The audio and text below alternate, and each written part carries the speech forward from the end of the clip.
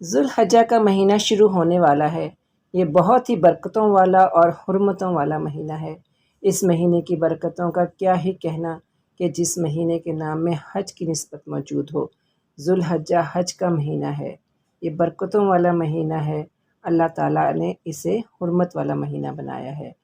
4 مہینے ایسے ہیں جو کہ حرمت والے ہیں: ذوالقعدہ، ذوالحجہ، محرم اور رجب۔ ان مہینوں میں جو خاص طور پہ ذوالحجہ کا مہینہ ہے، اس کی عظمتوں کے کیا ہی کہنے ہیں کہ اللہ تعالیٰ نے قرآن مجید میں 10 راتوں کی عظمت بیان فرمائی ہے۔ اس مہینے کی جو پہلی صبح ہے، جو پہلی فجر ہے، اللہ تعالیٰ نے اس کی قسم بیان فرمائی ہے۔ چنانچہ 30ویں پارے میں ارشاد باری تعالیٰ ہے: والفجر ولیال عشر، فرمایا فجر کی قسم اور 10 راتوں کی۔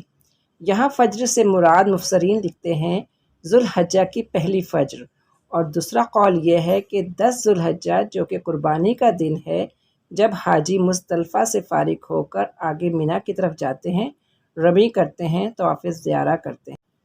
تو اللہ تعالیٰ یہاں پہ 10 ذوالحجہ کی جو فجر ہے، اس فجر کی قسم کھا رہے ہیں۔ اور یہ 10 راتیں کون سی ہیں؟ تو مفسرین فرماتے ہیں کہ پہلی ذوالحجہ سے لے کر 10 ذوالحجہ تک کی رات، اللہ تعالیٰ فرماتے ہیں کہ ان 10 راتوں کی قسم، یہ 10 راتیں اور اس سے متصل جو دن ہیں، ان کی بہت ہی فضیلت ہے۔ ان دنوں میں عبادت کرنا، ان دنوں میں روزے رکھنا، ان ایام میں شب بیداری کرنا، راتوں کو جاگنا اور عبادت کرنا، ان راتوں میں اللہ تعالیٰ کا ذکر کرنا اللہ تعالیٰ کو بہت ہی زیادہ پسند ہے۔ بخاری شریف کی حدیث ہے کہ حضور صلی اللہ علیہ وآلہ وسلم نے فرمایا کہ ذوالحج کے 10 دنوں میں کیا گیا عمل باقی دنوں کے کیے جانے والے عمل سے زیادہ محبوب ہے۔ ترمذی شریف کی ایک بہت ہی پیاری حدیث ہے، اور یقین جانے کہ اگر اس حدیث کو اپنے دل میں اتار لیا جائے اور اس پر عمل کرنے کا تہیہ کر لیا جائے تو یوں کہہ لینا کافی ہوگا کہ نیکیوں کے حساب سے ہماری موجیں لگ جائیں گی۔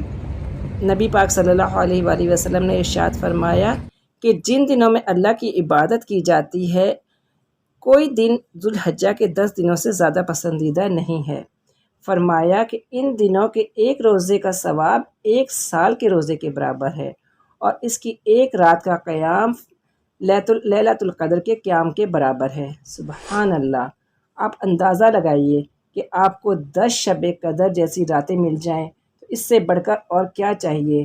9 روزے یعنی کہ 9 سال کے روزے اور 10 شب قدر کی عبادت کا ثواب مل جائے تو اس سے بڑھ کر اور سعادت کیا ہوگی؟ اب ان رات اور دن میں کیا عمل کیا جائے؟ تو جیسے کہ بتایا گیا کہ 10 دن اور رات میں جو بھی عمل کیا جائے گا وہ ان تمام دنوں اور راتوں سے زیادہ افضل ہے۔ اب وہ نیکی نماز کی صورت میں ہے، تلاوت کی صورت میں ہے، وہ صدقہ اور خیرات کی صورت میں ہے، وہ کسی کے ساتھ حسن سلوک کرنے کی صورت میں ہے، وہ ماں باپ کی خدمت کرنے کی صورت میں ہے۔ تو ان دنوں میں بہرحال نیکی کو اپنی زندگی اور اوقات کا محور بنا لیا جائے۔ نمبر 2، روزے رکھنا، پہلے 9 دنوں کے روزے رکھے جائیں۔ نمبر 3، راتوں کا قیام کرنا تاکہ شب قدر کا ثواب مل جائے۔ نمبر 4، اللہ کا ذکر کرنا۔ حدیث پاک میں ہے سبحان اللہ، الحمدللہ، لا الہ الا اللہ اور اللہ اکبر کی کثرت کر لیں۔ جیسے کہ تیسرا کلمہ ہے سبحان اللہ والحمدللہ ولا الہ الا اللہ واللہ اکبر، اس کے ساتھ ولا حول ولا قوۃ الا باللہ ملا لیجئے۔ تو ان تسبیحات کو ان دنوں میں زیادہ سے زیادہ کریں۔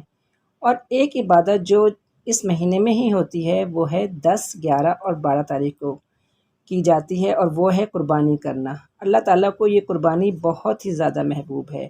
حدیث مبارک میں ہے کہ انسان قربانی کے دن کوئی ایسی نیکی نہیں کرتا جو اللہ کے نزدیک خون بہانے سے زیادہ پیاری ہو، یعنی جانور کا خون بہانے سے زیادہ پیاری ہو۔ اور فرمایا کہ قربانی قیامت کے دن اپنے سینگوں، بالوں، کھالوں کے ساتھ آئے گی، اور فرمایا کہ قربانی کا خون زمین پر گرنے سے پہلے اللہ کے یہاں قبول ہو جاتا ہے۔ تو فرمایا کہ خوش دلی کے ساتھ قربانی کرو، تنگ دل سے نہ کرو۔ یہ فضائل خاص طور پر ان دنوں کے ہیں۔ تو اب یہ دن شروع ہو رہے ہیں، تو کوشش کریں کہ اپنے آپ کو عبادت میں، بندگی میں، اطاعت میں اور نیکی کے کاموں میں، نماز میں، شب بیداری میں، تلاوت میں اپنے آپ کو مشغول رکھیں۔ اللہ تعالی ہمیں عمل کی توفیق عطا فرمائے، آمین۔